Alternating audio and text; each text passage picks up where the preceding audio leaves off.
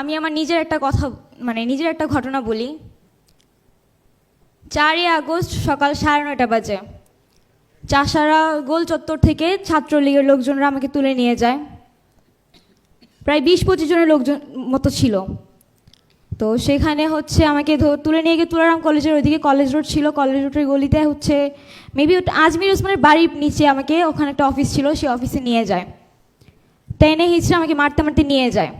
আশেপাশে অনেক মানুষজন ছিল কিন্তু কেউ সামনে আসে নাই আটকানোর জন্য। তো তারা ওইখানে আমাকে মারধর করে আমার ফোন টোন সব কিছু নিয়ে যায়। তারপর সে অফিসে নিয়ে যাওয়ার পর প্রত্যেকটা মানুষ অনেক বাজে বাজেভাবে কথাবার্তা বলছে, অনেক বাজে গালিগালাজ করছে, আমার ফ্যামিলি নিয়ে অনেক কথাবার্তা বলছে। এমনও কথা বলছে যে আন্দোলন করো, আন্দোলন একদম ভরে দিব, এইসব বাজে কথাও শুনতে হয়েছে। তো ওইখান থেকে পরে লাস্ট মুহূর্ত সবাইকে বের করে দেয়। 2 জন ছিল, 2 জন মিলে পরে আমাকে ধর্ষণ করে।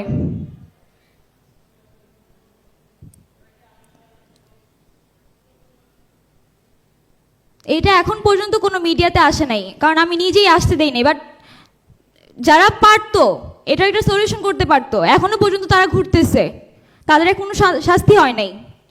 সার্জিস ভাই থেকে শুরু করে উমামা ফাতেমা আপু, নুসরত তাবাসসুম, সবাই জানে। উমামা ফাতেমাকে যখন আমি জানাই তখন বলে কি, ও আচ্ছা তোমার সাথে না অনেক খারাপ হয়েছে, আচ্ছা দেখবো না বিষয়টা, শেষ। এইখানেই ক্লোজ করে দিছে টপিক। নুসরত তাবাসসুম আপুকে জানাই, উনি আমাকে বলে তুই আমাকে হোয়াটসঅ্যাপে নক দিস।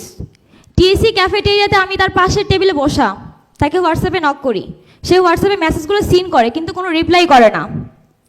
আর সার্জিস ভাই একদম প্রথম থেকে বিষয়টা জানতো, সে নিজে দায়িত্ব নিছে পার্সোনালি, উনি এই বিষয়টা দেখবে, প্রশাসনের সাথে কথা বলে তাদেরকে শাস্তির আওতায় আনার চেষ্টা করবে। সে আমাকে প্রতিনিয়ত বলতে কি যে তুমি আমাকে হোয়াটসঅ্যাপে নক করো, আমি ভুলে যাই, অনেক কাজে থাকি তো, ব্যস্ত থাকি, তুমি আমাকে মনে করিয়ে দিও। আমি প্রতিদিন তাকে হোয়াটসঅ্যাপে নক করতাম, ভাই আমার বিষয়টা কি দেখছেন, কিছু করছেন? সে হঠাৎ করে প্রায় 1 মাস পর আমাকে মেসেজের রিপ্লাই দিল, প্রত্যেকদিন মেসেজ সিন করে, কোনো রিপ্লাই নেই। একদিন হঠাৎ করে রিপ্লাই দিয়ে বললো কি আমি কাজে অনেক ব্যস্ত আছি, পরে তোমার এই বিষয়টা নিয়ে দেখব।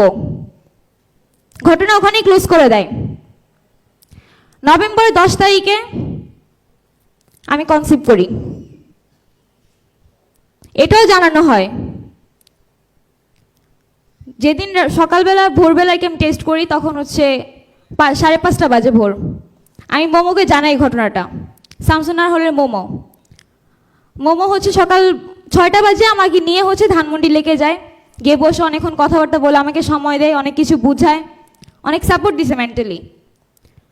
12টা বাজে আমাকে বাসায় দিয়ে যায়। বাসায় দিয়ে যাওয়ার পর সে গিয়ে সার্জিস ভাইয়ের সাথে কথাবার্তা বলছে। তার আগের দিন রাত থেকেই আমার সন্দেহ হইতেছিল, দেখে আমি সার্জিস ভাইয়ের সাথে যোগাযোগ করার ট্রাই করি। ইভেন কি ওনার মামা শুভম মামা, ওনার সাথেও কন্ট্যাক্ট করছি। শুভম মামাকে বলছি যে আপনি একটু ভাইয়ের সাথে কথা বলাই দিয়েন। তো যাই হোক, সেদিন 12টা বাজে আমি বাসায় যাওয়ার পরে সার্জিস ভাই আমাকে ফোন দেয়। ফোন দিয়ে বলে, মাহি তোমাকে আমি একটা নাম্বার দিচ্ছি, একটা নাম দিচ্ছি, তুমি এই ম্যামের কাছে যাও, উনি পপুলার ডক্টর, ওনার কাছে যাও, কি কি করা লাগবে উনি তোমাকে বলে দিবে। এতটুকুই বলছে, আর কিচ্ছু বলে নাই। তখন আমি আজিমপুরে একটা বাসা নিয়েছিলাম, আমার সাথে আমার রুমমেটও ছিল, ওরা আমাকে যথেষ্ট সাপোর্ট করছে।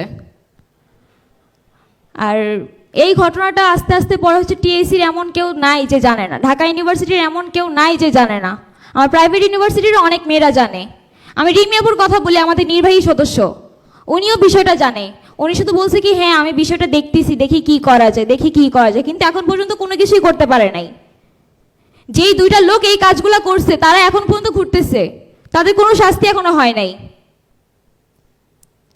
যাদের জন্য আমি আমার লাইফটাকে নষ্ট করছি, যে আন্দোলন, এই আন্দোলনের পরেও কেন এখন আমরা বৈষম্যের শিকার হইতে হয়? এগুলোর জন্য কি আমরা আন্দোলনে নামছিলাম? আমার তো সামনে ফিরে তাকানোর কোনো রাস্তাই নাই। আমি না পারতে এখন একজন বয়স্ক লোকের বিয়েও করছি এই বাচ্চার পরিচয় দেওয়ার জন্য।